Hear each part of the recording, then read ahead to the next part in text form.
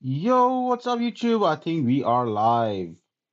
Wait, let me share this with the clan. So after a very long time, we are alone. We are alone. So wait a minute.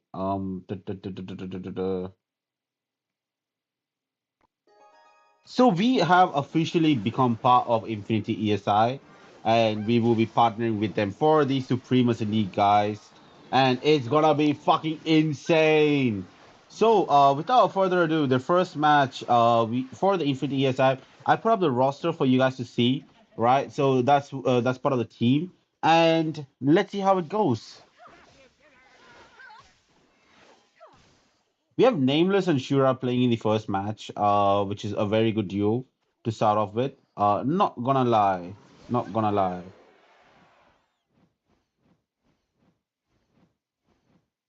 Oops. Yep.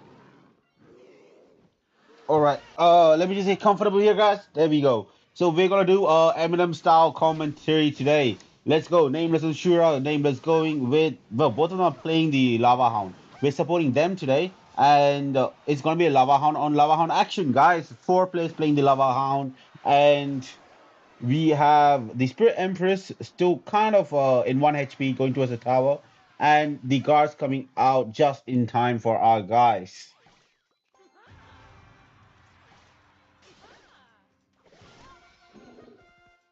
Now that being said, I'm not sure how this match is going to turn out. With we have the Dark Prince coming down the lane for Nameless, and whoa, the Spirit Emperor is also doing work, and the poison offensive poison comes down by the opponent to take down the Spirit Empress.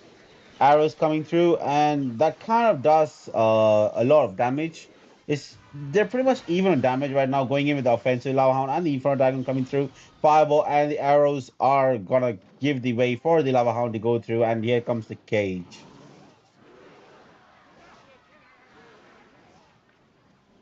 Well, now I'm just curious how this is gonna turn out with who's coaching our team. We have Degen coaching our team. I think yo, serious. Can you want to join the air, bro? You want to join voice?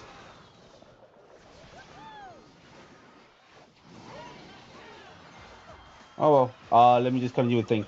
Bowler coming in. Bowler getting in. Two hits on the tower, and here comes the skeleton dragon going through, and the Valkyrie being probably positioned. Yep. Oh, the Inferno Dragon's going down. Inferno Dragon's going down. The Valkyrie will activate the King. That's one of the problems with Valkyrie in the 2v2 format. The Evil Valkyrie will activate the King Tower if she is placed in the inside tiles. And here comes well, the Tombstone is a good option, not gonna lie. The combination of Tombstone and the Cage, depending on the matchups. And here comes another Mega Minion going through, and the Poison also coming through. Look, from a predictive point of view, I'm going to say that this match is in the favor of, well, the opponents at the moment, right? Dennis and Kuru are kind of dominating it. The Barbarian will not connect to the tower, but he's going to create damage. And here comes a good push by Shura and the Nameless. And here comes the Bowler trying to put in some action, and the Fireball to the tower. It's not going to connect through, unfortunately. It's not going to connect through.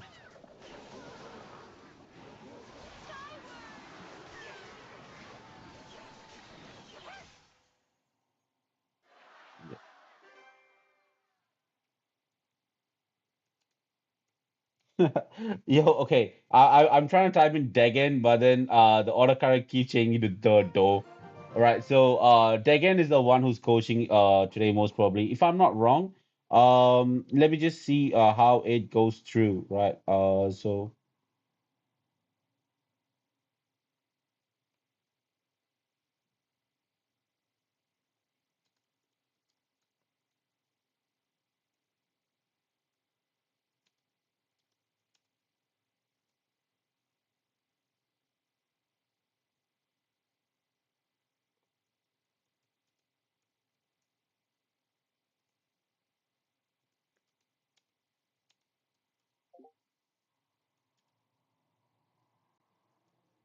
Yep. Bro, no, no, no, chill, bro. That's okay. I get you, I get you. Don't worry about it. So we're going to the second match. So first match was a loss, right? For the 2v2. Unfortunately, well, it was a win. Oh wait, it was a loss in 2v2, unfortunately. But that's okay. That's okay. As long as we win the set, that's good. Here comes Nameless and Shura coming through, and Kuru and Dennis for the opponents. We're in, guys. We're in for the second match. Okay, first things first. Are they gonna stick to the same deck again? Well, initially we saw Lava Hound was a Lava Hound. When you have Lava Hound mirror matches, things come down to only one question, right? Who has the momentum? And the momentum generally comes through when you're playing a beatdown on who is able to build up the first big push or who's able to completely shut down a big push, right? So there's two momentums that come into play.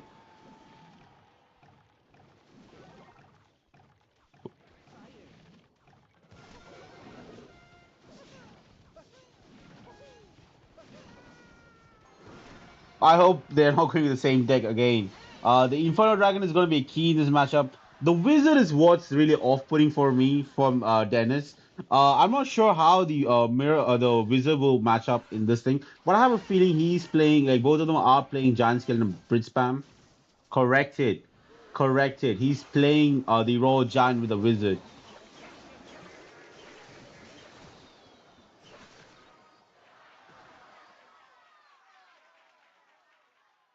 Now let's see how it goes through, man. Let's see how it goes through. I'm not gonna lie, the positioning is not in the favor of our boys. Neither is the current deck choices, but it's too early for us to press on the facts. I'm not gonna lie.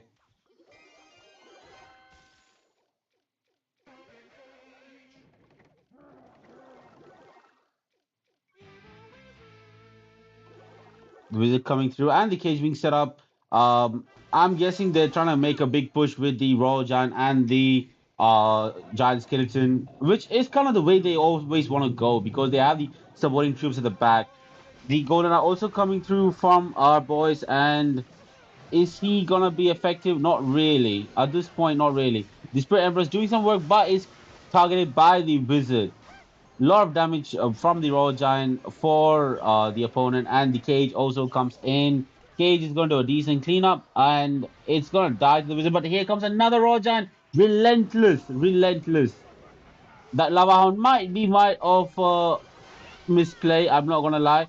The Tombstone doesn't push the Royal Giant, which is quite unfortunate. And here comes. Well, they're trying to like do a panic play at the moment, man. They have to recoup. They have to recoup. This is clearly not in their favor, and they have to recoup.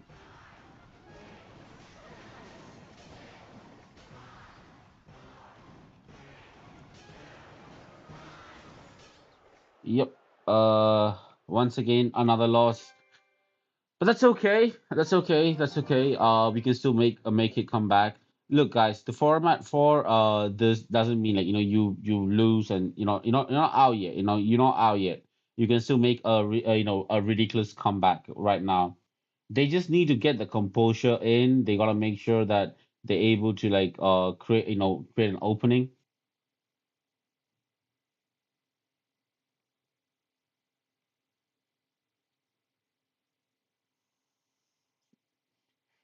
Right. So before we go into set two, I want to discuss a few things. So Arcane CR is now officially working with Supremacy League, and within the Supremacy League, we are gonna be representing two teams. One is V Sports, which are directly past the qualifiers, and the second is gonna be Infinity ESI, who are gonna be playing in the qualifiers. Right. So because of that, you're gonna see in the qualifying stages the matches of Infinity ESI going up against many pro players. So, and this thing is an honor because Infinity ESI is originally like from India, and it's a very big step for the Indian community in the CR world.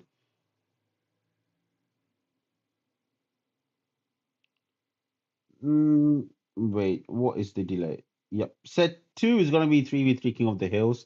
Um, so and I have a feeling we're gonna see Marwan, we're gonna see DVJ and Nameless playing in, and they're gonna announce the ban as the bowler.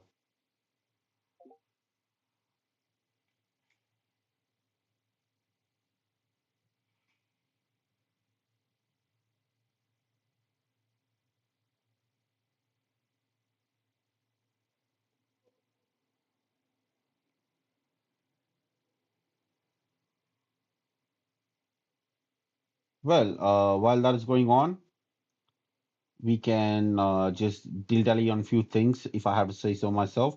Well, TF Esports are going to be using Miguel, Dark Angel, and Dennis. I would love to put out the post of the opponents for you guys as well. But let's just see how it goes. They also want to ban the bowler, so it's just going to be a bowler ban. So they had the same thought process as our boys today. Let's see how it goes.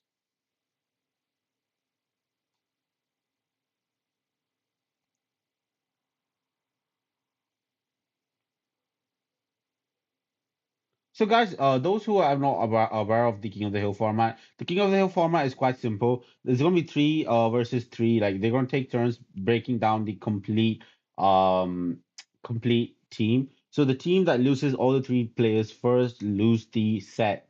We just hope that our players can make it. So first is going to be DVJ versus Miguel. DVJ is known as, I would say, one of the best Indian players right now, right? Of course, Moog and there's Lens, but there's also DVJ. DVJ is always there in the mix. A very versatile player, I have to say so myself. And he's going up against Miguel. Um, well, I'm curious on what both of them are playing. DVJ starting off with the log.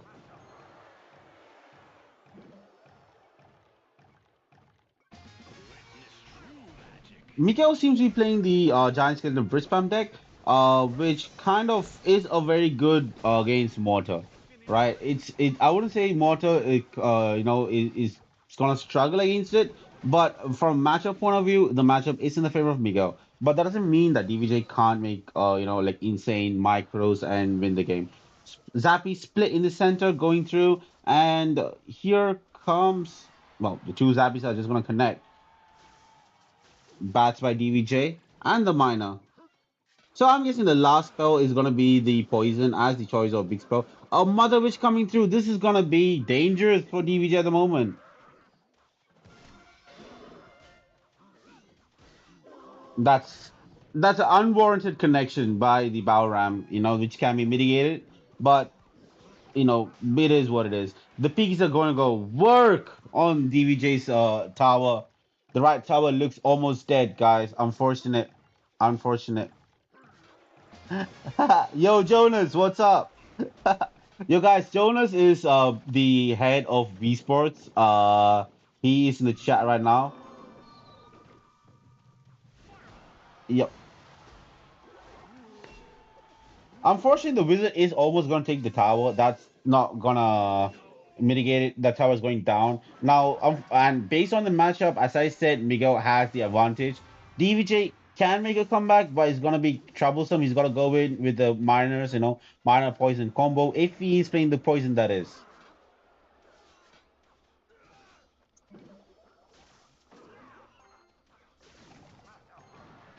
Mortar does not lock onto the tower, and it still won't because it's going to retarget onto the Balram. But that's not even a point right now. A wonderful, wonderful Vines that's going through, and that kind of shuts down the entire push by DVJ. DVJ looks kind of panicked right now, man. Like at this moment, if I was him, I would also pray to God for a victory.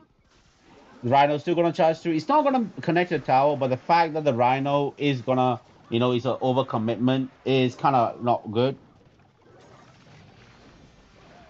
Uh, I mean, it should like just pop up on the thing. At the moment, we have three viewers. We just started the stream like right now. I think it will pick up while we go through.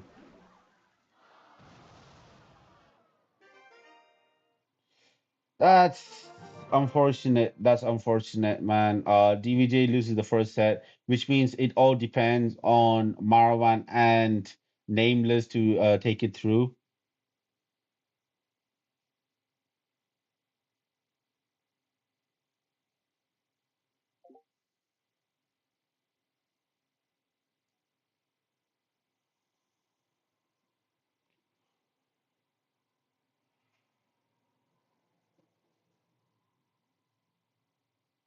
See, I don't want to be a bringer of bad news, but then even though DVJ was playing minor poison, the amount of poisons he played was minuscule, man. That's not gonna be like helpful for him. But his whole deck depends on controlling the chip and defending. Going up against a Brit spam deck, even though it's a matchup disadvantage, I just feel that he could have played a little bit more better where he can he could have defended better. The Motherwitch at the start that ruined the entire momentum of the game. Because if we just go back, go 10, man. So let's just look at the replay. Yeah, so here is where everything kind of went bad for DVJ. It started going bad. So the Motherwitch over here is Yep, yep, there we go. So here it started here where he started like pouring in more elixir. I want to put a zero point 0.5 for you guys. So this started the chip damage for him. And now here he wanted to play the skeleton, but the skeleton's around. Um Yo, thank you, man. The skeleton round didn't work through, and that just pushed her and causing one more pig to spawn through. So this caused the brunt of the damage for DVJ at the start. And if you're playing a control deck, it's not gonna work through properly for you in the long run. So let's just go into the second match without dilly and going in. So it's gonna be Nameless versus Miguel. Miguel, I think, is probably playing either Raw Giant or the graveyard. I don't want to like give in the wrong information, or it could be Mega Knight as well. More that I look at it, it looks more and more like Mega Knight and Nameless. Well, Nameless. Nah, I'm not even gonna guess the deck right now, guys. It looks like a mix and match of Lava Hound versus everything. Ball ride. Yeah, definitely, bro. Um, Mega Knight coming through, and the Mega Knight is gonna. Oh, that was a good Electric Spirit. Last minute Electric Spirit to make sure that it doesn't go through. But the Empress is gonna get one chip, and the Lumberjack is stopped by the Barbarian Barrel. Mega Minion coming through. Mega Minion is not gonna get more than one hit if he leaves it unresponded. Not a big investment. Yeah, but he still goes in with the two elixir, guys.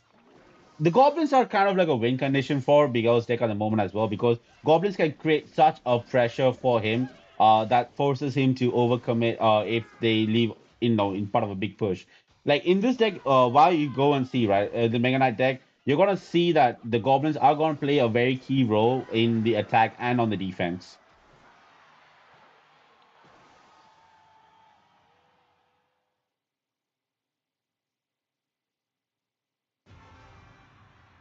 Well, let's see what he does in second double elixir. Here comes the Mega Minion coming through and the Spirit Empress. Look, the matchup again, I'm not gonna be the barrel of bad news, but the matchup again is not in the exact position for Infinity ESI, because more and more I look at it, Nameless is playing RG, or he's playing some sort of beatdown, right? And Mega Knight does a wonderful job against beatdown decks.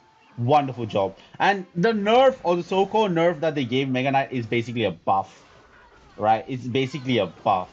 I don't care what you guys say. That's a buff. Now here, this is what I mean. The pushback is not gonna be enough, and it's gonna take the tower. And Nameless hasn't played his win condition yet, man.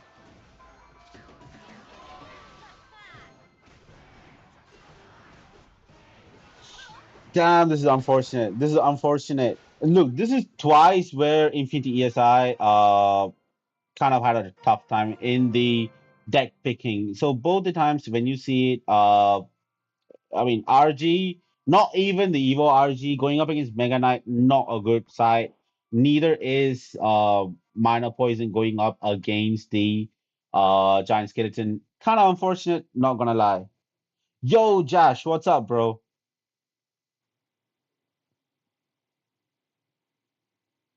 I mean, now I'm curious on what they're gonna do. Marwan is gonna be the one player who has the potential to do a reverse sweep. I'm kind of terrified on how things are gonna go. Yo, yo, my Pikachu's here.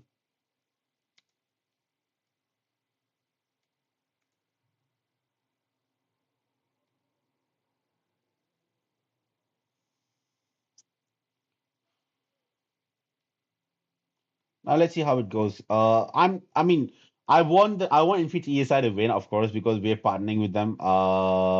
Right, we are partnering with them for the Supremacy League. No, not just Supremacy League, but for long term. But I'm just curious on how it's gonna go because the way I see it right now, unless and until Marawan does a reverse sweep where he beats all the three players, it's gonna be difficult.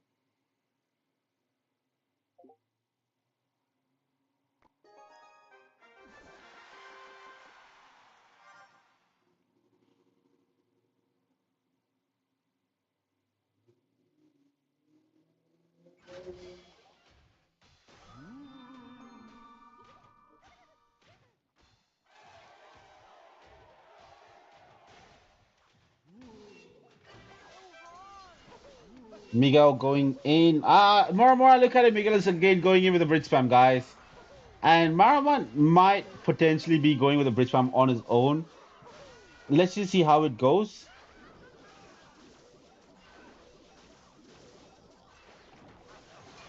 Wow. Wow. This redefines the term bridge spam, bro. This is like battle on the bridge.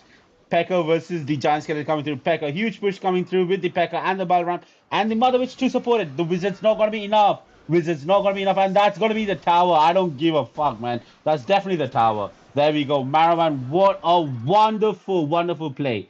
Yo guys, I'm gonna make an announcement while we're watching. So now I'm officially part of the Clash Royale creator program. So I have a chance to give out the skeleton crying emote for you guys. If you want, hit me up. I'm gonna send you the emote to you guys at the end of the stream. Now that's what I'm talking about, man. Like Mobby Pekka coming to show us why she's not dead. Why she's not dead. One of the best control cards you can get. A complete lane block and can cause so much damage on the counter push.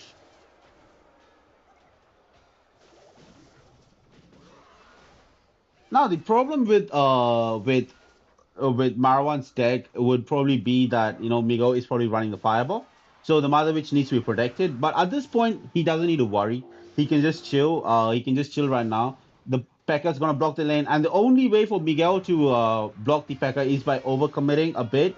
He's gotta go in with more than one shot, and here comes the Fisherman. Wow, that was actually a very good ability by Miguel that really like bypasses the fisherman's hook. Oh no, oh no, oh no. The Giants getting going for the furnace and not that furnace is gonna connect. Furnace is gonna connect. Marawan is in trouble right now. Marawan is in huge trouble right now. As his tower goes down, Mother Witch is also not gonna be enough for it. Let's not forget Miguel has a Mother Witch on its own. The fisherman comes out on a potential Pancake for the Hawks. Not gonna vouch for it. As the match goes into overtime, guys, they're neck and neck. Marwan with the start, a very comfortable start, but the fact is Miguel's vines are also there. Vine does a better damage than Zap. So when it comes to a last minute cycle, Vines would be more effective than the Zap in the decks at the moment. Pekka coming through. Pekka is going to take care of the Wizard. Bandit is going to go for the Zappies and the Vines. Now, once again, that's what I mean. Vines is going to be a very good card on both the offense and the defense because he is going to make sure, I mean, he's going to play the Vines to stop the Battle Ram and create a humongous push. Furnace coming in, and here comes two giant skeletons on the field. Pekka is going to take care of one while the Furnace does a decent job with the other.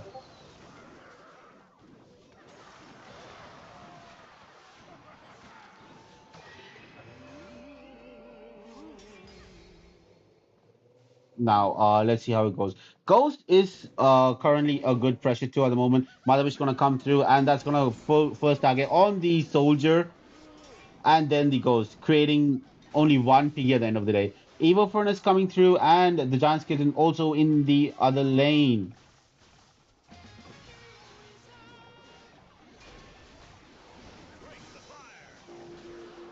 Dude, guys, I ain't gonna lie. At this stage, it's just an oscillation. Whenever a bridge spam goes against other bridge spam, it's an oscillating match. It's not as if like one person has a very clear advantage to start off with. But the main thing is to keep the momentum, as what Maravan is doing right now.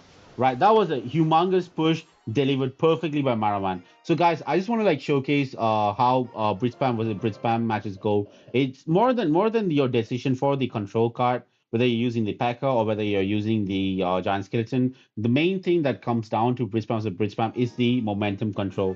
So if you look at the entire match right now, you're gonna see that the momentum has been shifting between the two teams here and there. So I'm gonna put this in 2x so that you guys can see well, basically 4x. So first they were going at, like equal pacing, then immediately the momentum started going in the position for Miguel, right? But this changed the momentum for Maravan. Maravan with the early momentum lead taking the tower, right? Then next part of this is when Miguel got the momentum lead, right? I think it will be around here.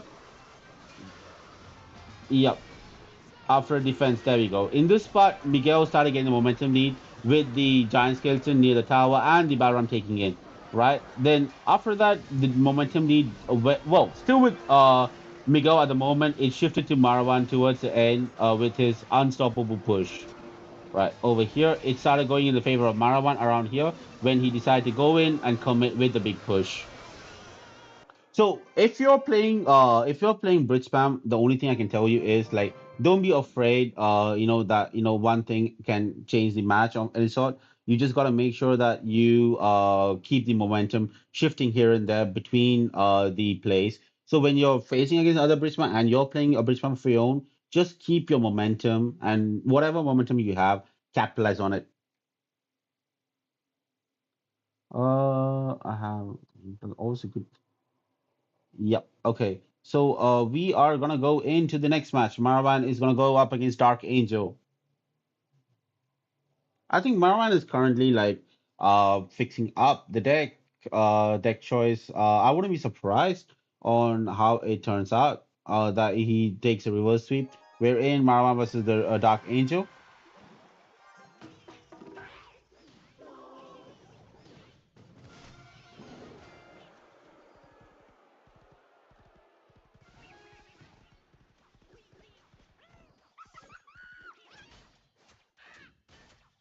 Well, I'm not gonna comment on what deck Marwan is playing right now, guys. Not gonna comment right now. More and more, it's kind of notorious at the moment. If you guys have been in the channel long enough, you would know that the deck Marwan is playing. Yo, see you, man. Yeah, see you, bro. More and more that you see, you realize the deck that Marwan is playing is actually kind of low key, used in so many CRO matches. It's the Mega Knight Hog Rider, guys. Mega Knight never got a nerf. Mega Knight just got a buff.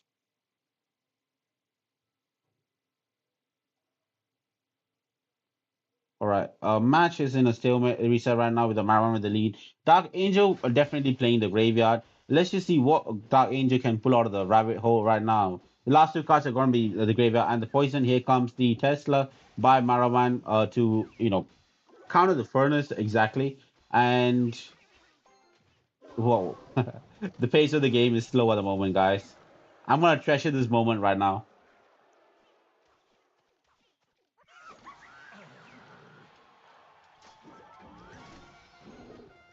Either Dark Angel is going with the Hawks and he's trying to find a suitable moment to play the Hawk, or he's playing the Graveyard. But seeing the E Spirit, I want to say is the Royal Hogs. With both players getting the King Towers active, I think both are in a comfortable zone at the moment. They just know that, all they have to do right now. Well, basically, Marwan knows right now that he just needs to play calm and collected for the win. The Evo Furnace in the lane is going to be lightning by Marwan. There we go. Just defensive sequences, guys. Just pure defensive sequences to make sure that things don't get over messy for him at the moment.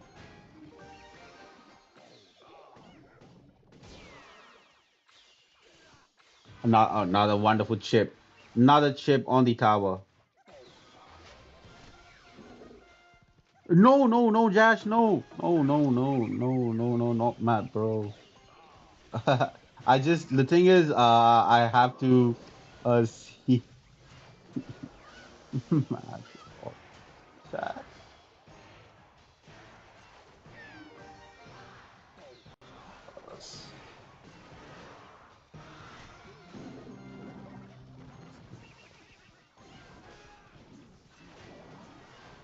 Yeah, dude, don't, no, man. I'm never mad at you, bro. How can I ever be mad at you? Yeah. Now this is kind of more comfortable for the viewing experience, or even so, I can do this. This is even better. Yeah. Okay.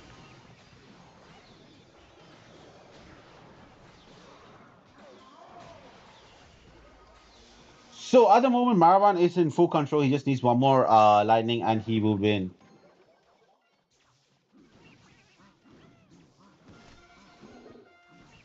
Oops.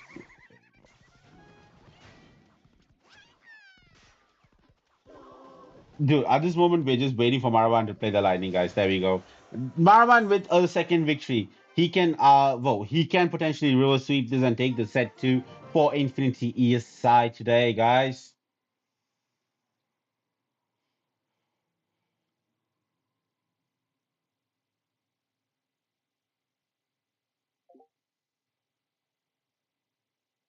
Nah, man. Nah, don't, please don't feel bad, bro. I mean, dude, Josh, I know you're from Canada, bro. I get you. Timing is always pretty wonky. If you want, if you're up for it, I would stream twice every day, okay? One for the Eastern Hemisphere and one for the Western Hemisphere. I'll make it so it's comfortable for your timing, bro. Just let me know, like, generally what time you get off, like, work, and I'll make sure that the streams are ready for you as well. Don't stress about it, man. I got you covered. All right, so now we are going into the third match, Dennis versus Marwan. Dennis is going in like, man, dude. He's not even waiting for the time to click. Hog Rider versus Royal Hogs. Once again, Marwan with the Electric Spirit to make sure that he reduces the number of hog hits, and the Berserker coming through. Damage is pretty equal. The advantage is for Marwan at the moment because of the matchup. Marwan with the magic with the Evo Archers. Guys, honestly, Evo Archers has been like pretty strong in this meta, right? Mohammed Light played in the CRO, and after that, it's been prevalent. I think Marwan is playing the Hogs Monk with the potentially the Fireball, if I'm not wrong. The last two cards are going to be the Fireball, and I want to say it's the Berserker. I want to say it's the Berserker.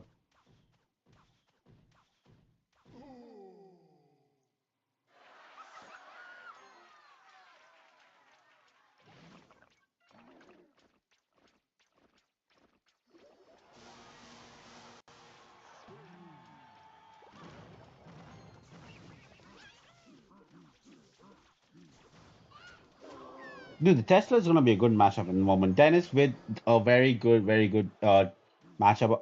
Especially if I'm not wrong, the last card is definitely going to be the Mega Knight, right? Because it just looks more and more like it, right? The last card is going to be an evolution for him, and he's going to be running the Evo Mega Knight versus the Hogs. Now this is going to be a favor in the matchup for Dennis if he plays properly, right? The monk coming through, and I think that's going to be the building. There we go, Maram with the heart, and that's gonna counter it. But then again, the elixir is gonna be more for Dennis at the moment. Dennis going in with one more magic archer. And there we go. The Mega Knight comes in. But the monk activates the tower. Well, technically the tower was already activated at this point. The hogs are going to be cleared through. Magic Archer still going to take care of the Berserker. And a healthy Mega Knight there going to be tanking for the hog.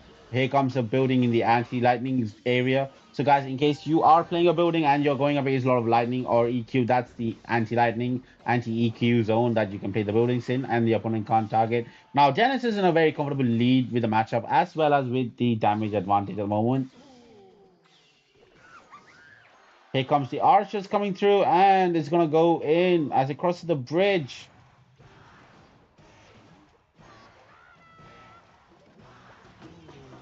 I'm not 100% confident that Marwan is gonna make a complete comeback, but it is kind of well, he can if he tries at the moment because the Mega Knight is going to be a problem for him. Mega Knight is going to clear out his hogs, and even though he has the monk to take care of the tankage, it's still going to be a problem for him. The best thing he can do at this moment is make sure he doesn't lose any more tower damage. That's going to be very, very important for him. Maravan is in trouble at the moment, not gonna lie. Here comes the Magic Archer with one more. Oh, finally gets the King Tower activated, but it's a little too late if I had to say so myself. Marwan's still trying to find a little bit of opening to get the damage. Here comes the Tesla and the, well, good work by the monk, trying to close down the lead a little bit. And here comes the building and the archers coming through. Archers are going to split. No, they're not.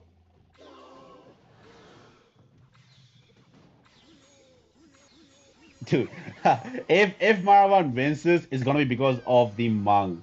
Monk is a very, very, very good card in this matchup.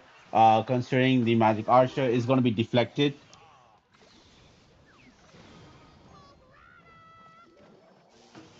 And that, guys, is what I was talking about, the anti-lightning zone.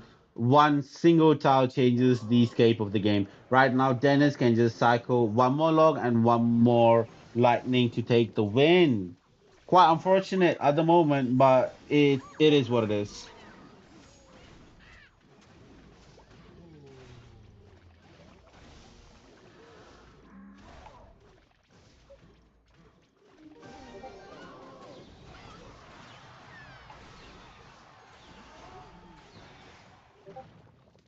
Unfortunate, guys. Unfortunate. That puts a set two for um TF as well. Unfortunately, Marwan did play really well. Potential comeback zone. I would not. I'm not gonna say it was. Like, yeah, it is what it is, man. Unfortunately, two sets going in for TF. It's a loss for Infinity ESI. That's okay, guys. Our job is to make sure we support them and we keep supporting them and we make sure that they progress through the things, right? So we got to make sure that that is done, right? So for the love towards the Indian community, we're going to be supporting Infinity ESI in their road in the Supremacy League. And guys, we are also sponsors with the Infinity Supremacy League, so you're going to be able to watch the Supremacy League matches right here on our channel. Um, you got yeah. Oh wait, it's not the end of the world. We can actually stay on the stream and we can actually go ahead and watch the second Supremacy League match. I can fix up the stream for you guys and we can come in for a new video. What do you say? If you guys are in, I'm more than willing to stream the next Supremacy League match right here. Just let me know in the chat.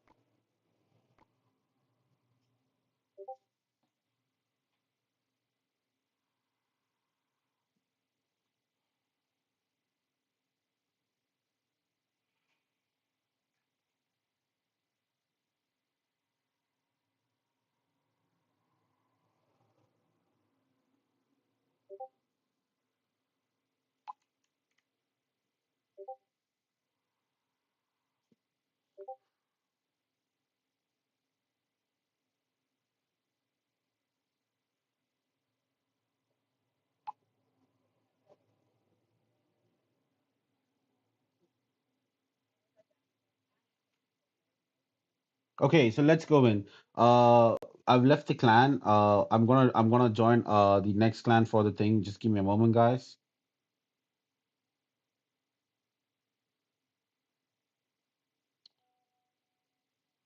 Okay, just 1 second. Nah, man, don't need to say thanks, bro. I just want to make sure that it's comfortable for you guys, right? And friends.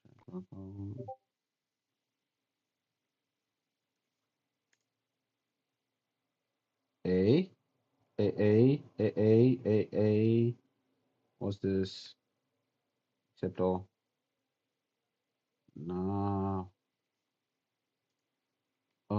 Wait. Okay. I think this clan is closed. Let's just see. Let's just copy this.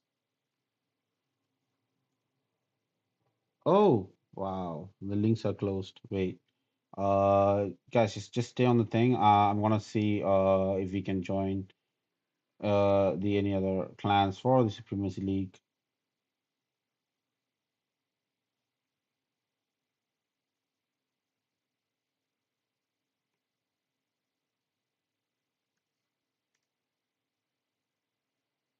Hmm. All right. So at the moment, it's not coming through. So what I can do is I will make sure that I join the clans on my phone, right? I think that's kind of the way to go, right? So just give me a microsecond to see when the next matches are, and I will set the stream up for you guys. You can just watch it here. Just give me uno momento.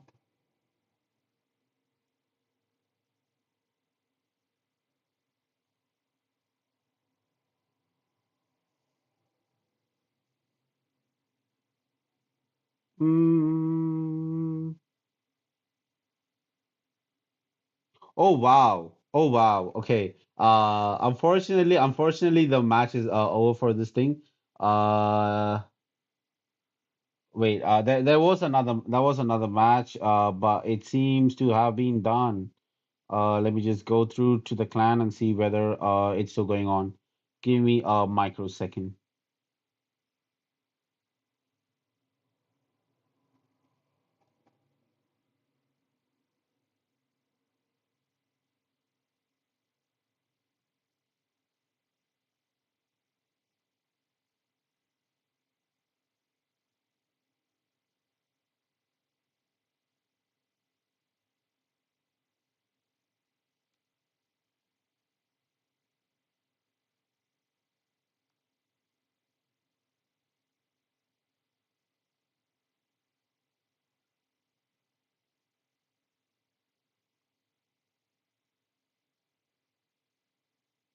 Mm-hmm.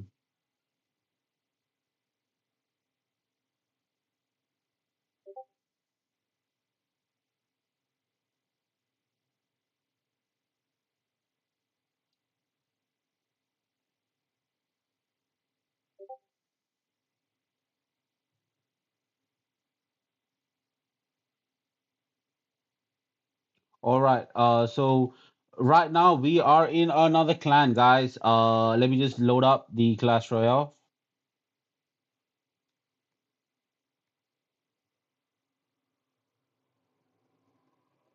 And for this, of course, we're gonna have to hide the Supremacy League logo. And we're in. I mean, we're in. There we go. Yup. Yup. Yup. Yup. Yup. Yuppie. I mean, I hope you guys can see it.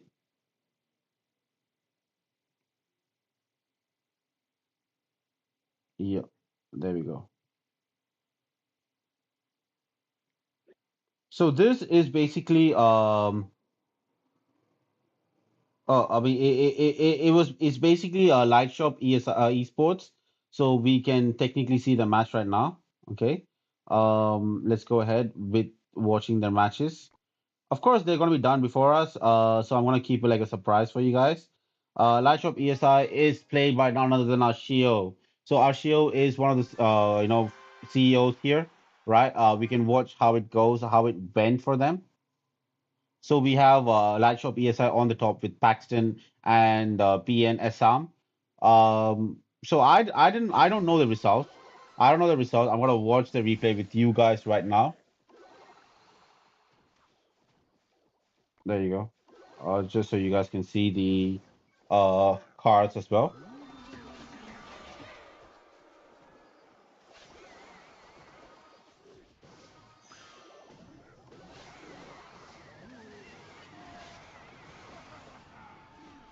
It seems to me that Lightshop decided to go with Lumberloon Freeze and Graveyard Freeze.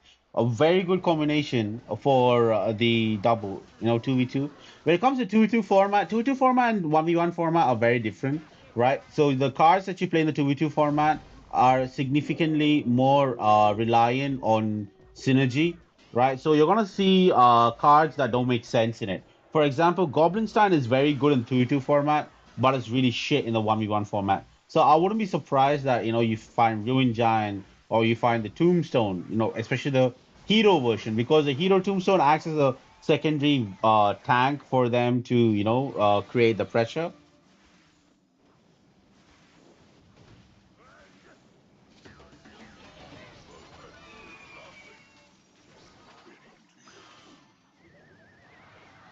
Oh, a failed activation. But it's still gonna activate because of the death damage, but it didn't pull to the tower. Here comes with the executioner is still not dead, but gonna die to the barbarian barrel. Not to bore you guys, let's just go in with the 2x. A princess coming in,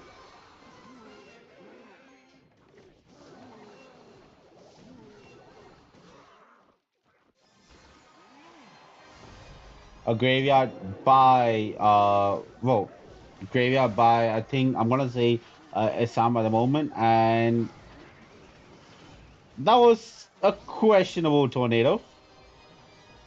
A double graveyard. Wow. First time I'm seeing double graveyard, man. And it's so insane that you can't even see it. Wow, wow, wow, wow, wow. What a play. What a play. What a play.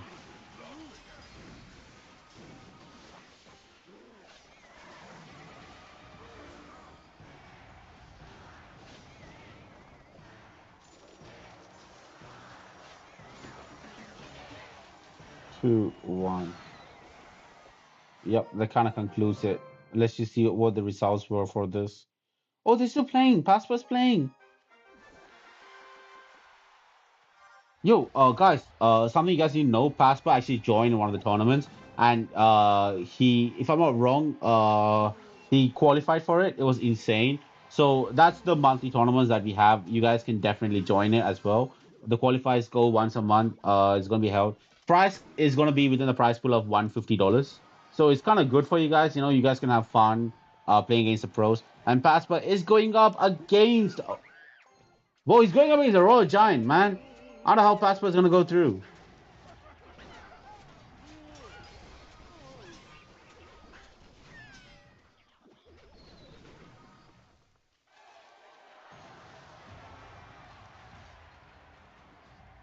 The matchup advantage does go to Kyo, right? I'm not going to lie. The particular matchup that Passport has right now is difficult for him to handle. But here comes good. I would say it's a reasonable defense but from Kyo. And Magic Archer is gonna die, and the ability kind of saved it. Here comes the Ghost coming through. Unless until he has a counter for the Ghost, he's gonna connect. There we go. The bomb tower is, not the most ideal position, but he had to place it there so that the fisherman doesn't latch onto it if it crosses. And well, reasonable there, man. Like honestly, it's like 100% good placement by Paspa. Paspa again with another building, and the miner coming through to make sure that he can take down the Royal Giant. Here comes the bats, and the bats are gonna do the clear through, and here comes the Magic Archer and the bats in the lane, and the Wall Breakers in the opposite lane. And look, at this point, Paspa has a damage lead. Fisherman is going to take out the Magic Archer. Now the Magic Archer is going to be played. Paspa's deck is super fast and he can cycle through multiple Magic Archers. The main way he can win this matchup is by piling up the Magic Archers without letting it die. Right? If he can't do the Magic Archer, another good way for him to win is by cycling through to Evo War Breakers quick enough. The thing is, Kyo's deck can counter Paspa's deck pretty well. It's got the Fireball for the Magic Archer, and it's got the Barbarian Barrel and Skeletons uh, for the Wall Breakers. But what it doesn't have and Paspa can utilize is the Psycho. The Psycho for Paspa is insane in this deck.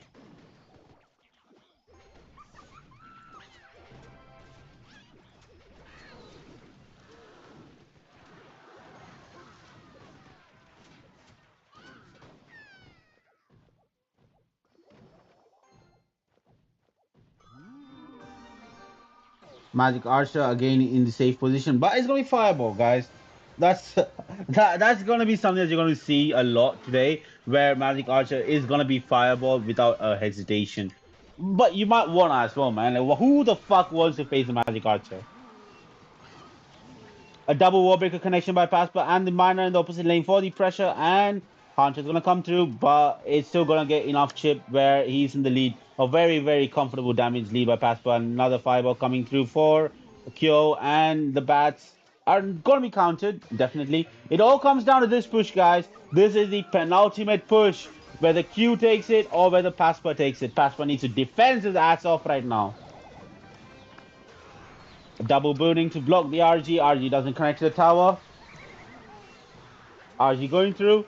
RG doesn't get to the tower, and the fireball comes to, but it's a little too late. And with that, Pasper takes this match.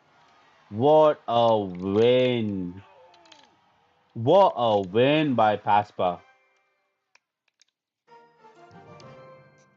That was a beautiful win by Pasper. So, well, what can I say? What can I say? That was a beautiful play. That was a very good play.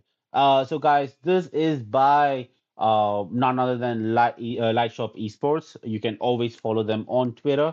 They are a very strong esports team, right? And on top of that, they have my friend Shio there as the CEO.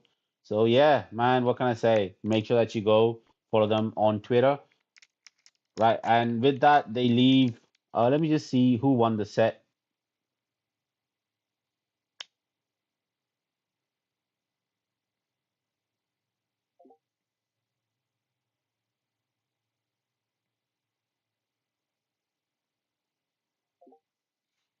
All right, guys. So I'm gonna go ahead and I'm gonna call it a day. I'm gonna check if there's more clans playing. Right, that's the first thing I'm gonna do first.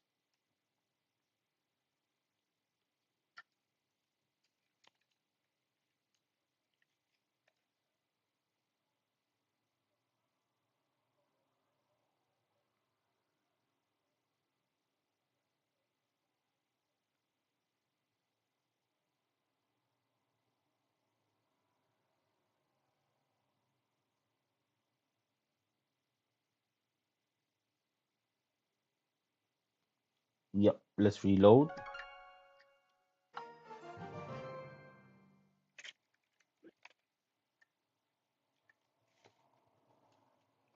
All right, let's see how this went. Yo, we are just in time. So we are gonna start in 13 minutes. So we can just go ahead and we can spectate this wonderful match right now. So guys, while that's going through, I'm gonna give you guys the overview of this match at the moment, right? So we have the teams will be announced here, right, with their players. So yes, we have.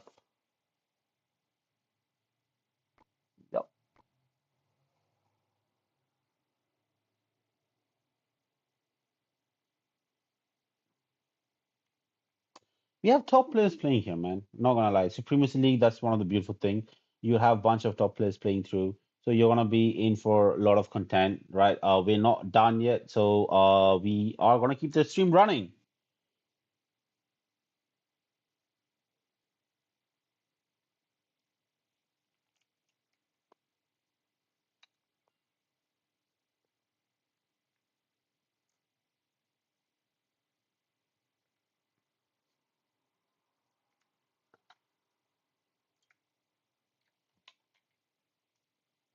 Hmm. In stream in Arkansas. Yo, Josh, you're my man, bro. Honestly, I will edit my timing so that you can enjoy the streams for sure, man. Like, don't need to stress.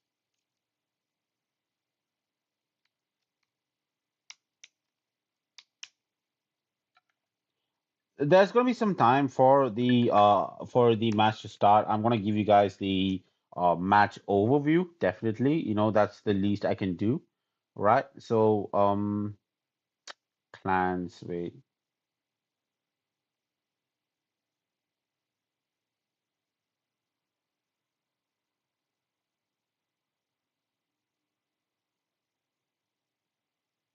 All right, so this is gonna be wait a second.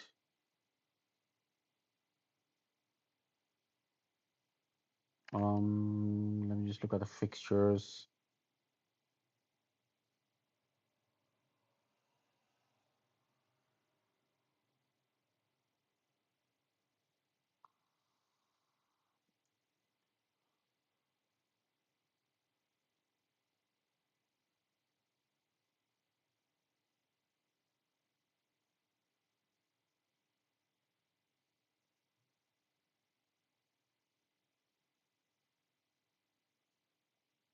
Yep.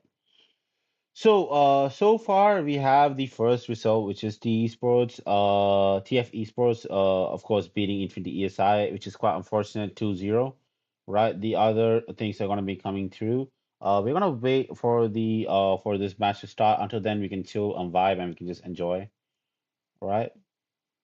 So I'm gonna do the honorary thing of editing the stream setting, Supremacy League. So I'm gonna do the honorary thing of editing this the title of the video.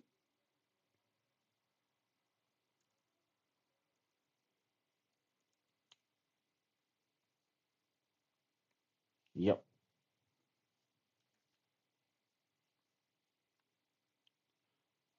And we can start for we can wait for some time until they come by.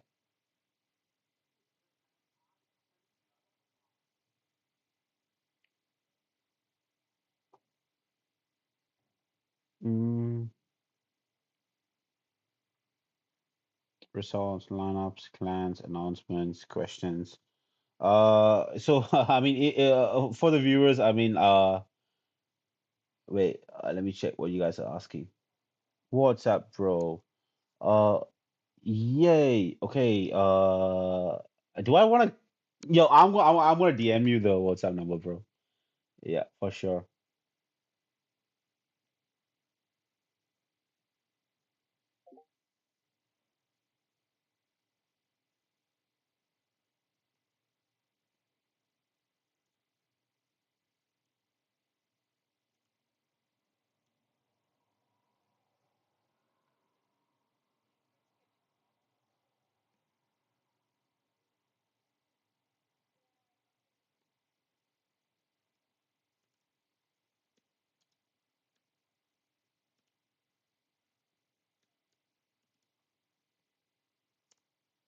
Yep. Dears, I've sent you my number.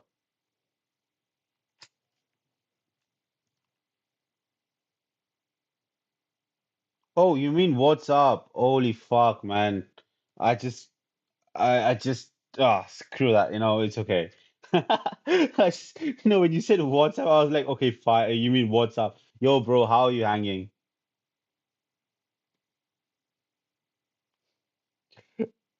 Nah, man. I mean, you can't blame me. You can't blame me.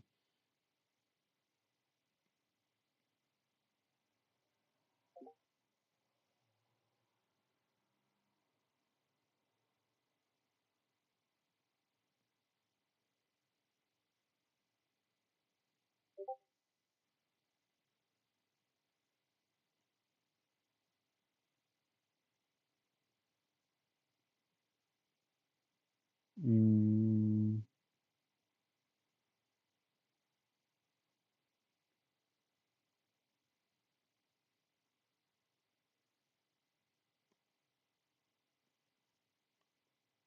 wait, let me check. Nah, bro. I mean, like, come on. Yeah, it's a typo. It's a typo. So we can just wait until the thing starts. So right now, I'm just trying to decipher what's the next match for you guys. This thing starts in like I think it should start soon. We can watch it together, right? We have what matches? Rest of the matches qualified one, man. This is so insane. This is so insane. Schedule group stage playoff. There we go. Schedule group stage. Nope, not none yet. Mm, yep, schedule qualify one. There we go. We found it. So right now we have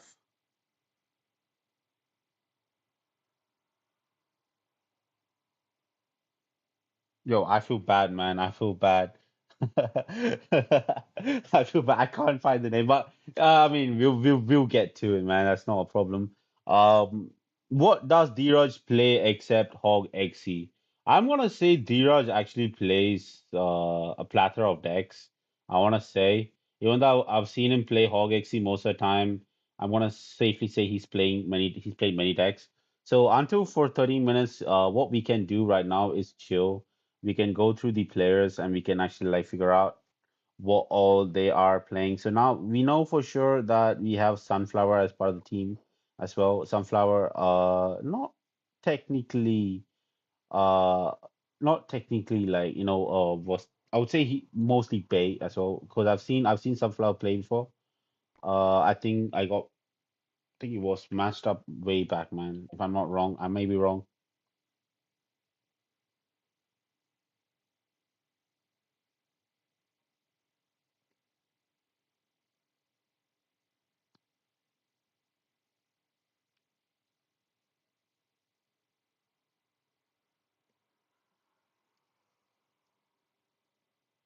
Nah, this sucks. This sucks. I'm just gonna let you guys enjoy.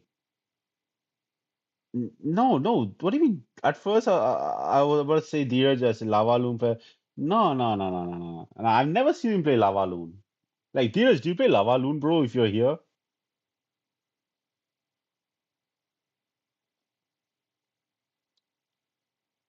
he's not here. Sorry to burst your guys' bubble, man. Like honestly, matches will start in like 30 minutes. We have so much time. We can literally watch this level one arena of more light. You see here, Marento is actually more light in disguise, and male is Riley. Look at him,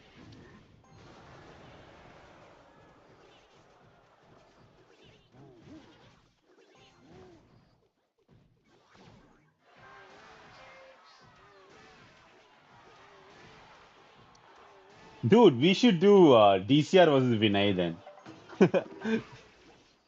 Like genuinely, we should do DCR versus Vinay.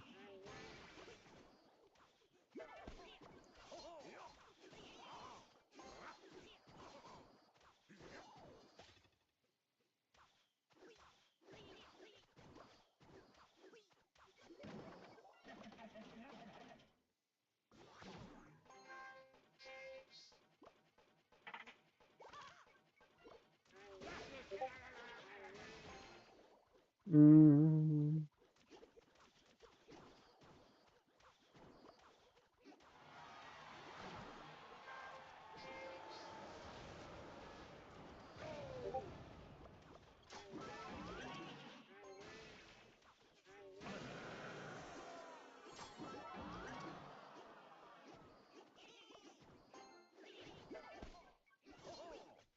Not even kidding, Josh. If you're still here, I would suggest like take a break for like 10 minutes, man. Like honestly, like this thing is gonna take a while. I'm just gonna sort out the fixtures for you guys while that's happening.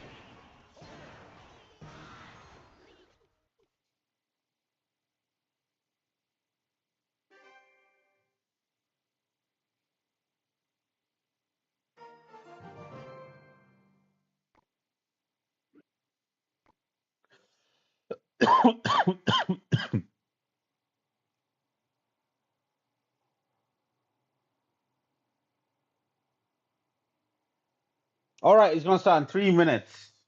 For the wonderful viewers who are here, the one guy lose for sure because exceeds your full count. That's actually true, man. Like exceed full count is allowed on him deck, by the way. All right.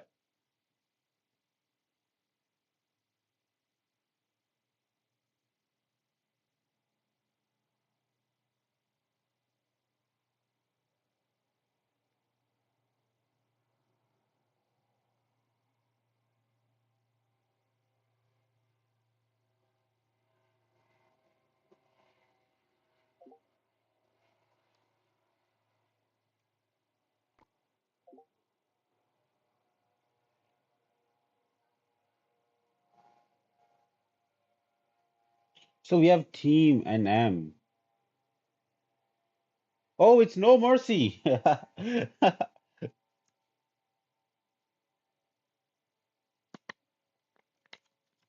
right, so match is gonna start right now.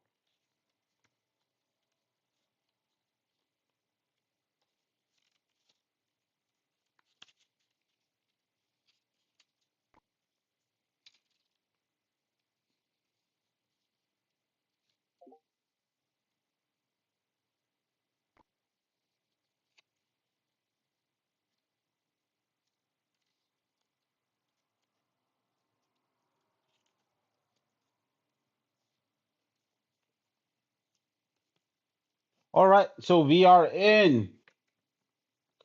Let's just see how it goes.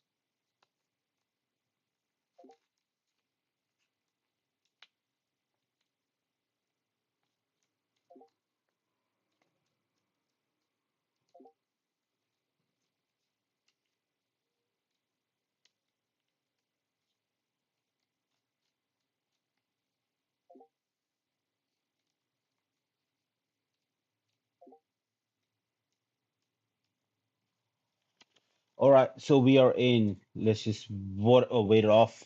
Odyssey versus NM. There we go.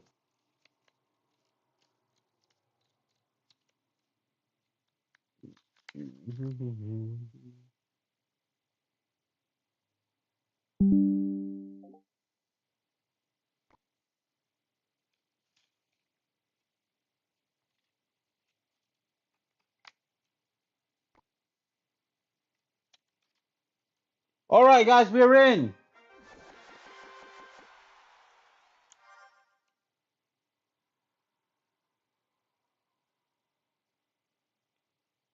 So we have Team Odyssey playing right now.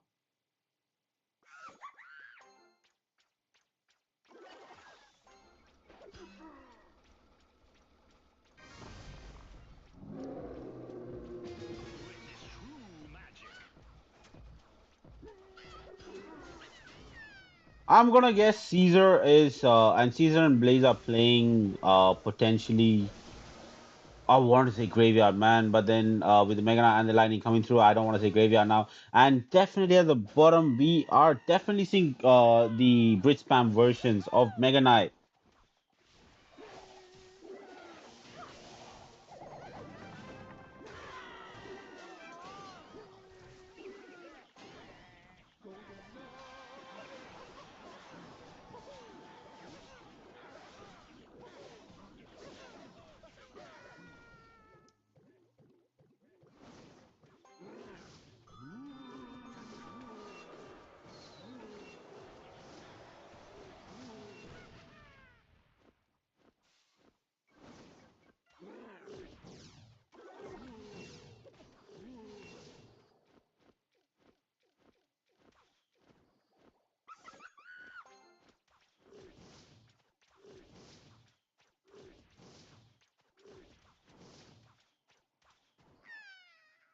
So we have SK Stormer versus OTC. Finally found it, man. Let's just see how it goes.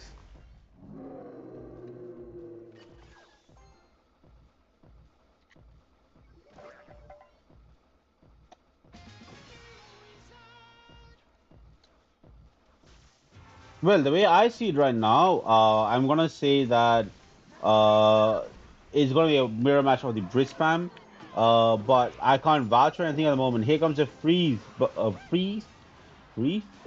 Yo, right now am I tripping or are these decks like really wonky, man? Caesar and Blaze playing a really weird combination. Here comes the Loon coming through, and the Miner, and the Loon, and the bloody hell, the Lumberjack also coming through. Defensive Lightning to clear out the Loon, and the Ghost is going to take care of the Demolisher. Relentless pressure at the moment.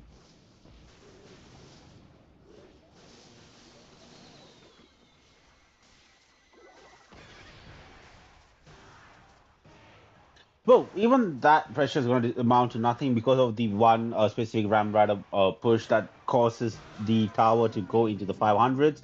And here comes another lumber loom push potentially by Blaze and Caesar. Very good defense by Walker and well, Ina Benzetel. Oh my God, man, I'm butchering the name at the moment.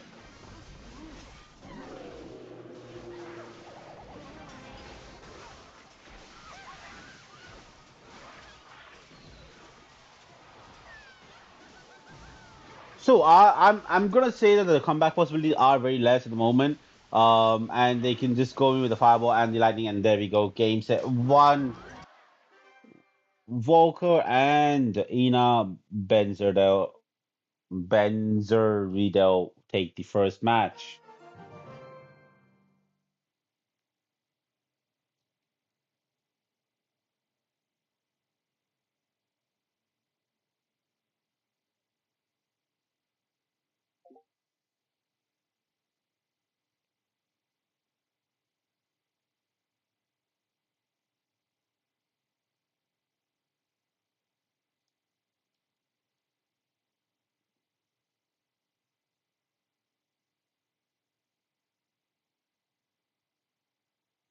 Now, Odyssey have 2 minutes to send the request for the second match to commence. 2v2 is basically a best of three.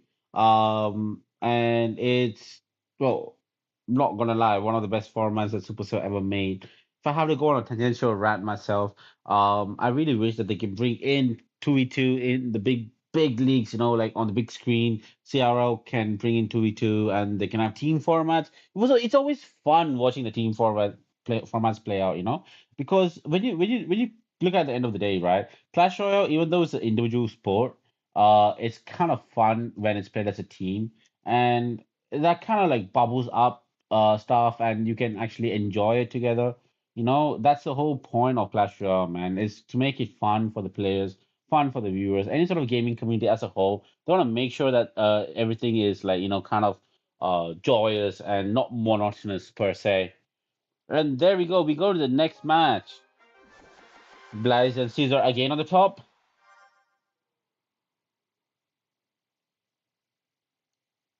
We have Storm versus Odyssey. Like Storm is on the top, and Odyssey at the bottom. Odyssey Black going in. Well, no, Storm is going in with their Valkyrie. Started off with Blast and Caesar going in with the Valkyrie and the Prince.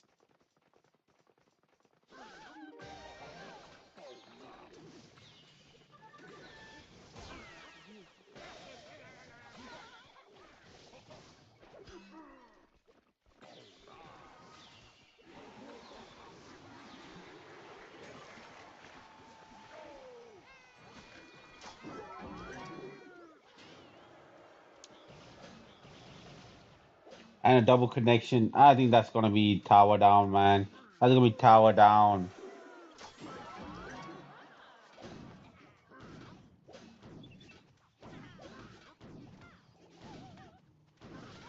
And with that, Storm take back one from for their team.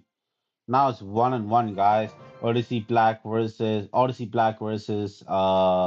Storm SK Storm are 1-1 at the moment.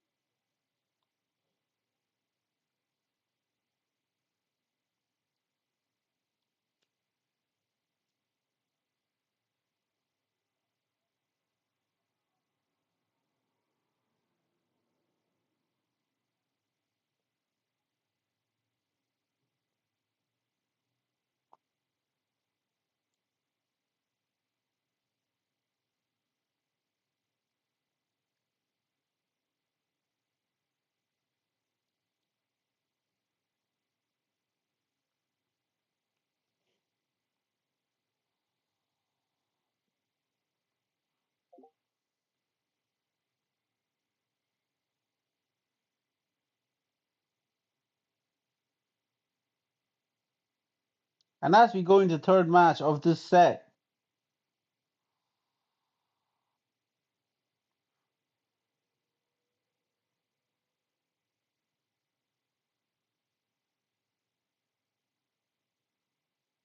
we're still waiting for one more player to join, and we can commence with the third match of this set.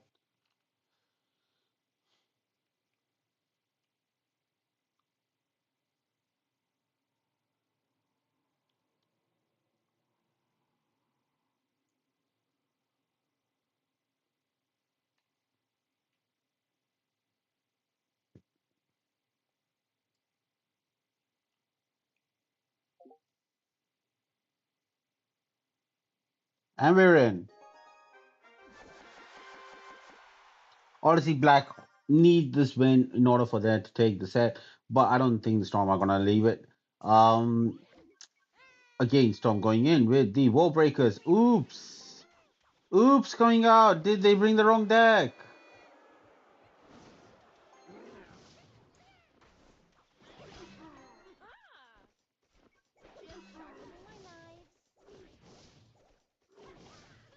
Well, what can I say? At this moment, we know for sure that ODC are playing. Um, they're definitely playing some sort of bridge spam deck once again with the Mega Knight. And here comes the Loon coming in. More and more, I look at it, it's gonna be like a balloon, right? Why run arrows and the Electro Spirit in the same deck as the Mega Knight unless you're playing the balloon? Lava Hound coming through. Oh, Inferno Tower. That's gonna be a huge, huge, huge counter to the pushes.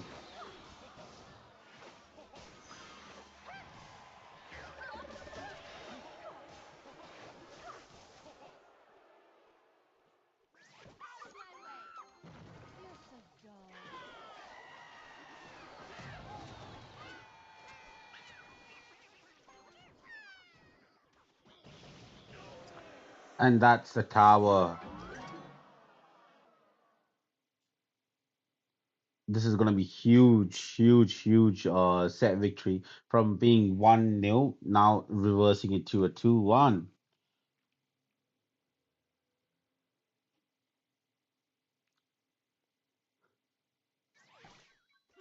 Another Valkyrie coming through.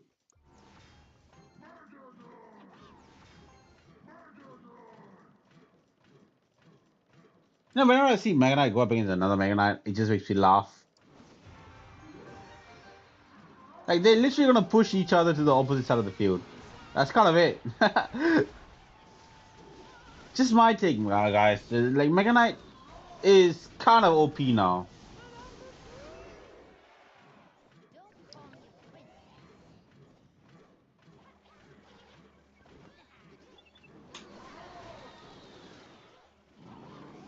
Oh, that was kind of a good defense, but it's gonna connect. The second tower also getting low and low for Odyssey right now. Odyssey in trouble.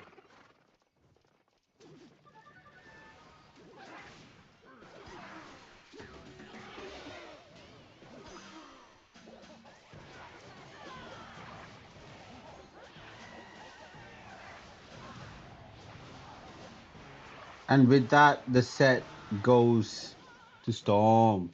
They take the first set with flying colors.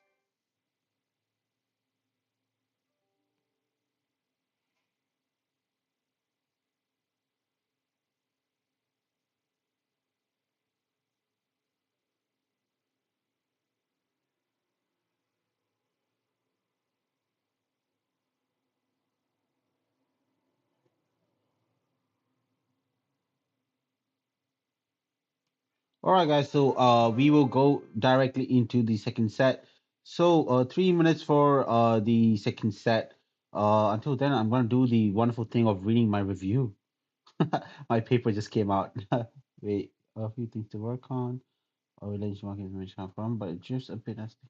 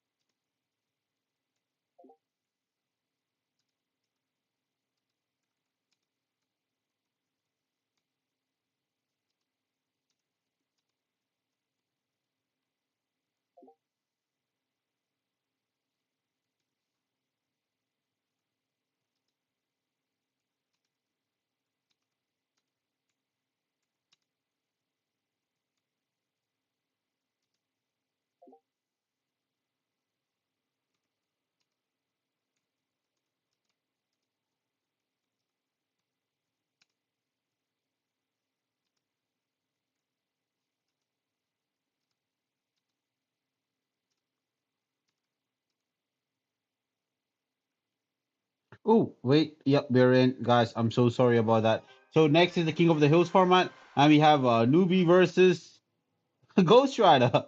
Wow. All right, let's go in.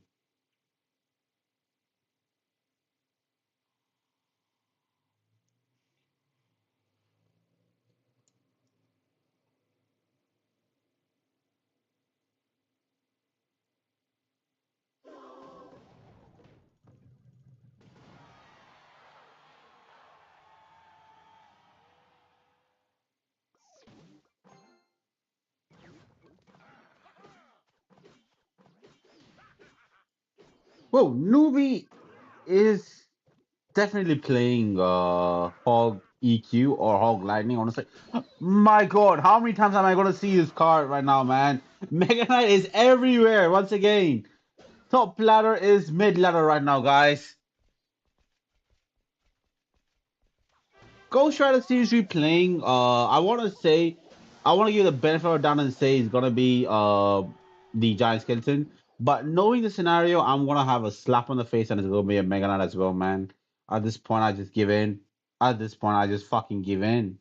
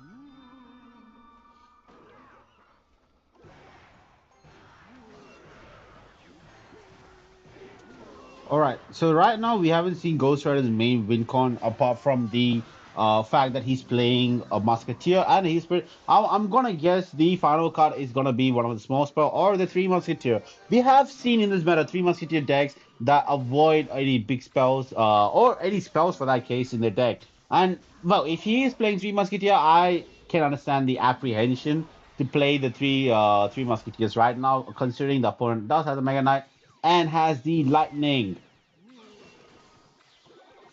Nah, man, this Magic Archer is getting so much value. Gold Knight also coming through and is gonna, well, Magic Archer is taken out by the Ghost.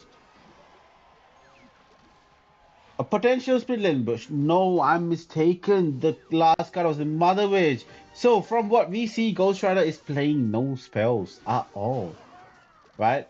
He's gonna play a completely polarizing deck, if I have to say so myself. And here comes the Mega Knight doing the wall. What a way to make sure the Mother Witch is protected and taking out the, well, taking on the Magic Archer in the process. Just 40 seconds in the clock, and this seems to be, well, nah, I'm gonna say Newbie has a complete domination right now, man. Complete domination. Not a single proper damage by Ghost Rider in this match, and Newbie is in trouble. Is just sweeping it. Ghost Rider in trouble as once again Meta Knight comes down to defend the entire push. Such a good lane block, and the Magic Archer is still getting more and more value in the opposite lane. And with that, 10, 9, 8, 7, 6, 5, 4, 3, 2, match ends and on, well, look, I'm not even gonna sugarcoat. from the start, Newbie was in control, right? Yeah, you can say last second Lumberjack came in, Arvind. You're not giving credit for that. You guys, but by that time, look at the other tower. It was so low. A Lumberjack cannot win you the game that way, guys. Like, genuinely.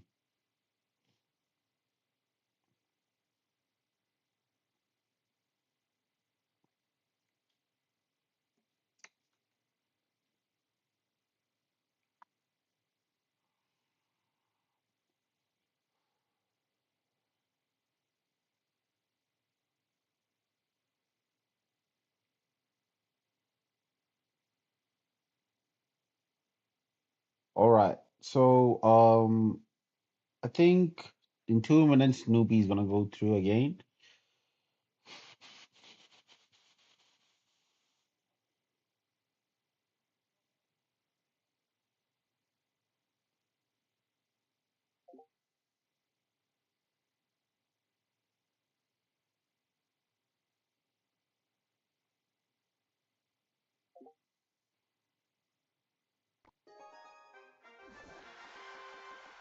And here we have Sunflower going up in the second King of the Hill match.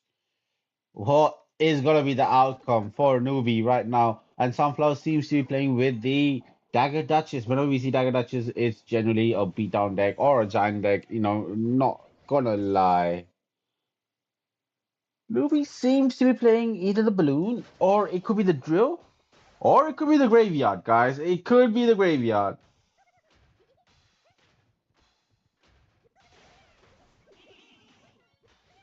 Aggressive Goblin Gang in the opposite lane. Dark Prince comes in. Dark Prince is going to take care of that lane and offer a potential chance for damage, which is not going to be so because the Dagger Duchess is still going to take it down. And Dark Prince in the other lane by Sunflower coming through. You guys, like, I'm not even gonna lie, Dark Prince can be countered very, very easily. Very, very easily. You guys don't need to worry about it right now. After the nerf, there's no landing damage by the Rhino. Right, the dismount is not gonna cause the damage, which is so beneficial for the no, whoever you're facing Dark Prince to. It's very beneficial for you guys. Newbie definitely playing the graveyard right now. He's playing the obnoxious graveyard giant skeleton deck, and Sunflower definitely is playing a version of Hyper Bait. I want to say Hyper Bait. It could just be a regular bait. The last cards could be Bandit and something else, man. Uh, the matchup is in the favor of Newbie at the moment. But the tower could change the outcome of the match because the Dagger Duchess does a really good job against the graveyard.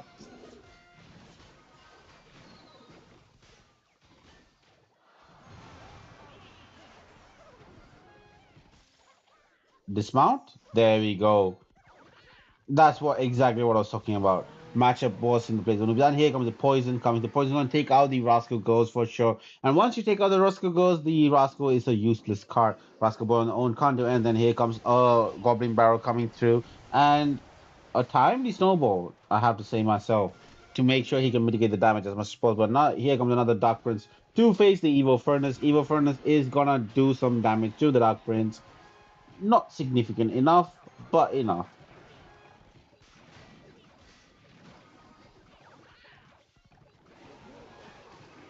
A defensive poison. Wow, that kind of mitigates the whole push. And a wonderful defense for the Goblin Barrel. A all or nothing push would be the only way that Newbie can succeed. He's just currently chipping down the tower, and Dark Prince is going to connect the opposite one as well. Newbie is controlling the pace of the game at the moment, and he's going to defend this Dark Prince with the Giant Skeleton and this one coming through, which is going to be stopped by the Goblin Heart, guys.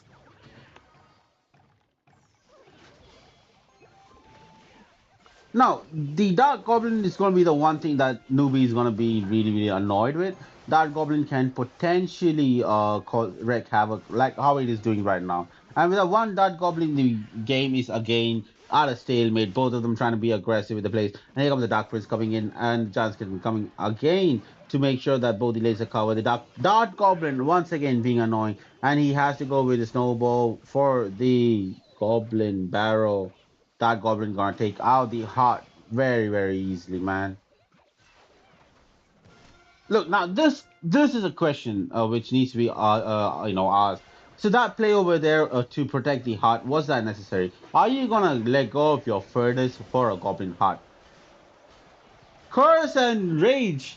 Wow, that's kind of that's unwarranted, man. That's the unforeseen, you know.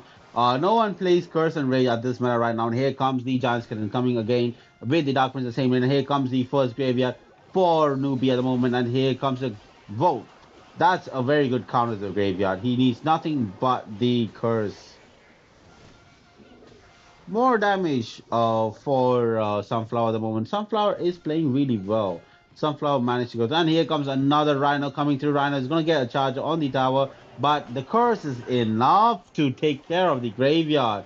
Not a single damage to the graveyard. And Newbie is in trouble right now. Curse comes through and he just gives up because he knew there was nothing he could do. That was insane. The choice of deck for Sunflower was perfect in this matchup, and that completely runs, it wrecks Ruby's run right now. So next, Sunflower's gonna go against Ardent House.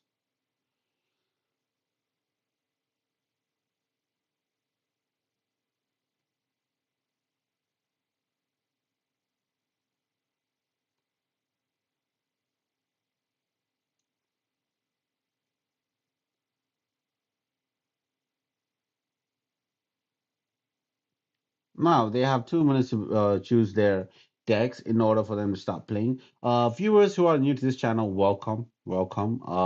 Please do make sure that you enjoy the gameplay. Of course, you can, you can type in the chat whatever you're feeling, whatever you would like to see. We'll make sure that that is taken care of. But more than that, I press on the fact that you enjoy the Supremacy League. Supremacy League is basically one of the biggest leagues that are there outside the Supercell games. So yeah, guys, make sure you enjoy it, and it's a very good way for the team events of Clash Royale to be promoted, and that's kind of what we need in the game right now, more of the team sports.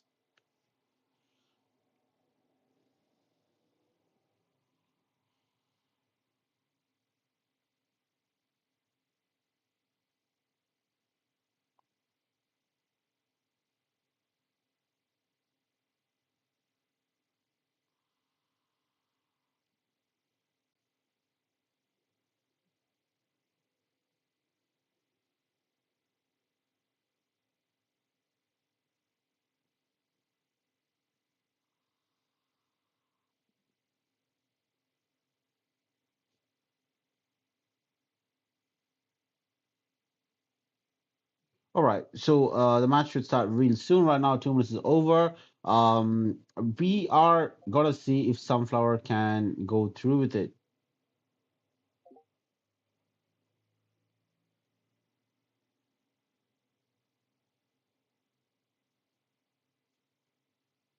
Oh wow, is this the Bedfast?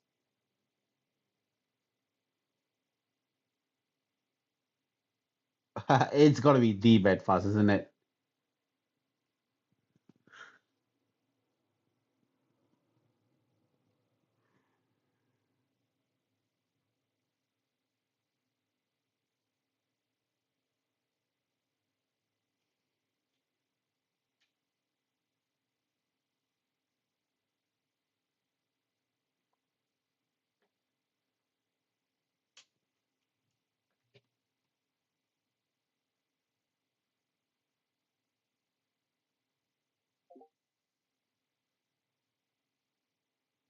All right, so we are in Bedfast versus Sunflower, guys.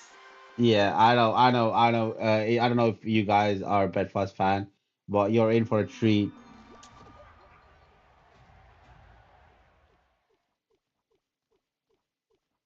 I think Sunflower is gonna play his Curse Rage again. Bedfast with the Royal Giant.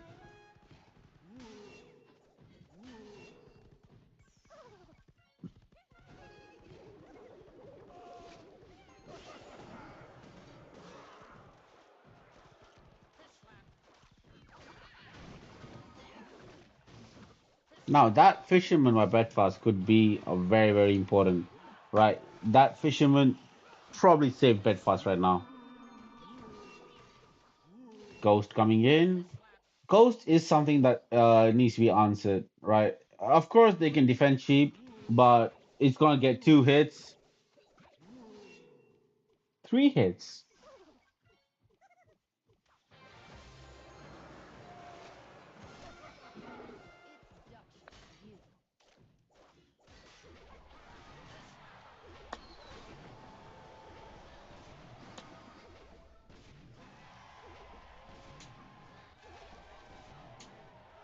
That's tower. Wow, that was tower. Let's go in.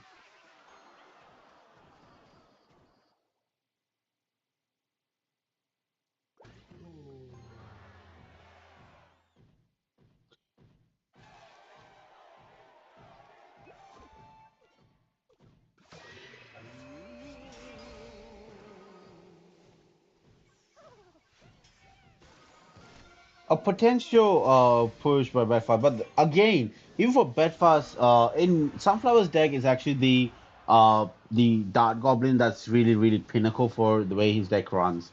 Right? Yeah, he has a curse. Yeah, he has a rage. But the important troop that in his deck that is kind of like pushing him through victory, well, potential victory would be the Dark Goblin.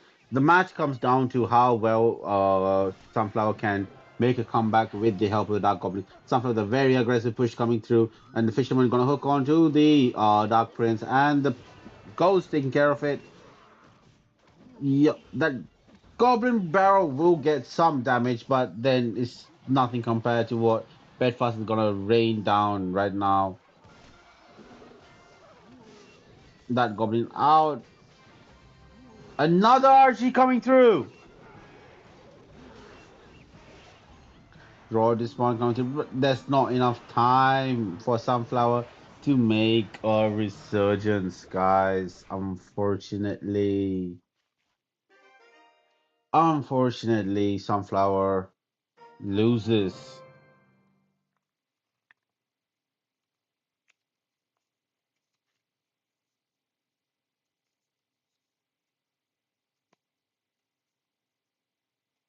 Now, it comes down to the next match. Bedfast needs to send in the request.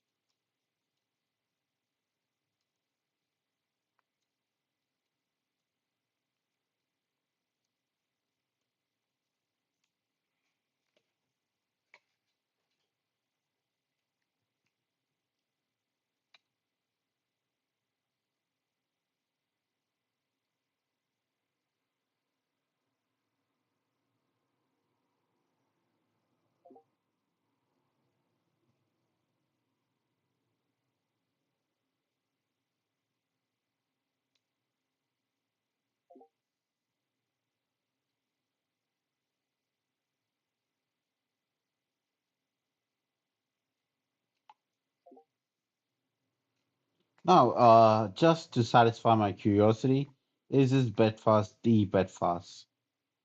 And this Bedfast is the Bedfast, guys. It is the best Bedfast.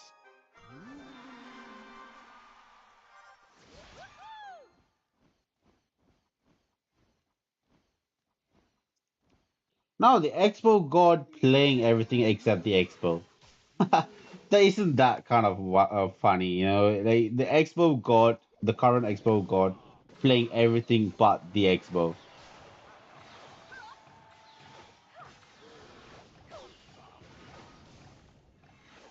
Well, the way I see right now, the matchup would be an advantage for Bedfast once again because MK plays really well against the Giant Skeleton Brit Spam. That's without a doubt.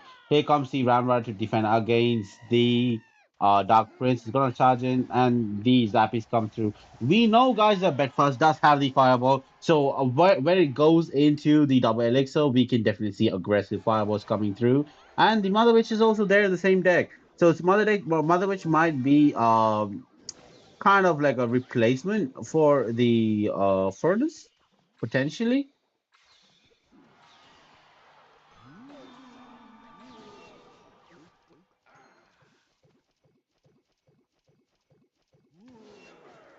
He can activate the King Tower with this. No, he chooses not to. Look, guys, we know the last card is the like bro, now we have the Mega Knight, and the last card is the Smoke Spell, potentially Zap or the Barbarian Barrel. It depends on how the matchups go through. And here comes the Piggies. Piggies are gonna be Fireball for sure. For sure. There we go. Gonna get some chip damage, but it's not gonna be enough. And the Mega Knight is gonna take care of the Giant Skeleton, and the Goblins are gonna be popped, I hope, after the bomb goes off. And here comes one another defense by Caesar at the moment. Now Caesar is putting up such a good defense, right? With Bedfast being relentless.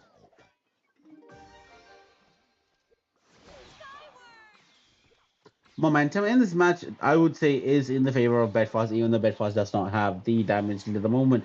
Matchup and the momentum are both in his favor. Here comes John Skeleton in one lane, and the Lumberjack to counter it in the other lane. And Mega Knight and the Lumberjack combo together. The Ghost is gonna be chopped off by the Lumberjack right now, and the this is what I meant, guys. This is what I meant. The Ram Rider will definitely connect to the tower, and the Giant Skeleton is going to be countered beautifully by just the goblins. And he's going to pop the ability for the goblins once it crosses. There we go, and that clears out the entire pace. And once again, the damage advantage goes to Bedfast right now.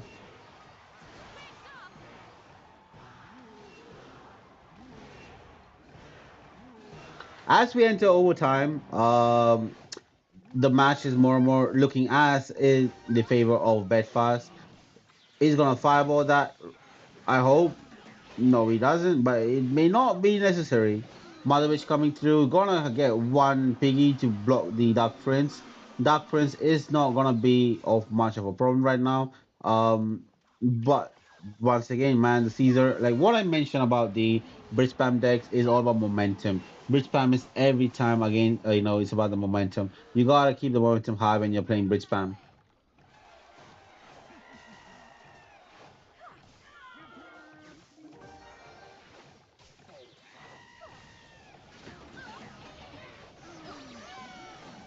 That was a good Royal Hawks right now, waiting for the fireball to be played. And here comes the Grand Prince, Empress, forcing out the Grand Empress. Man, not even. I don't even think Bedfast wanted to play the Grand Empress.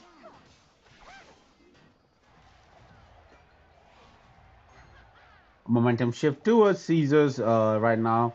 Now Caesar has the potential to go in with a huge push once again. Mega Knight blocking the lane where the push keeps coming through.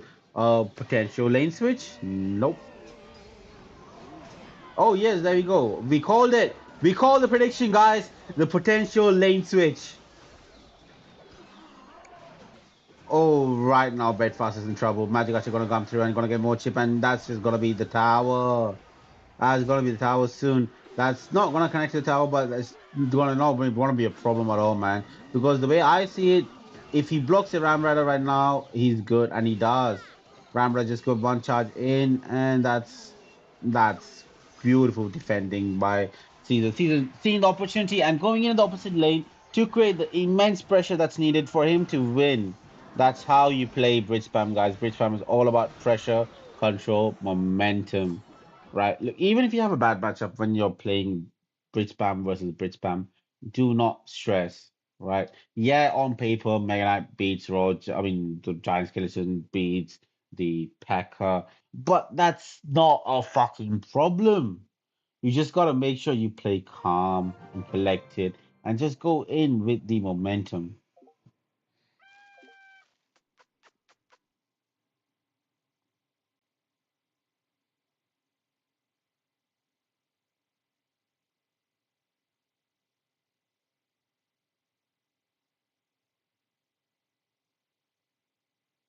Now, is there gonna be an announcement for the next match? Let's just wait out. Set three, is it gonna be played?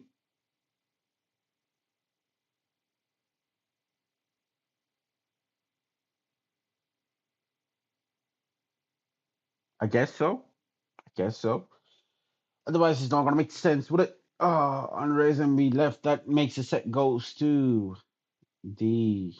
Oh man, that's insane.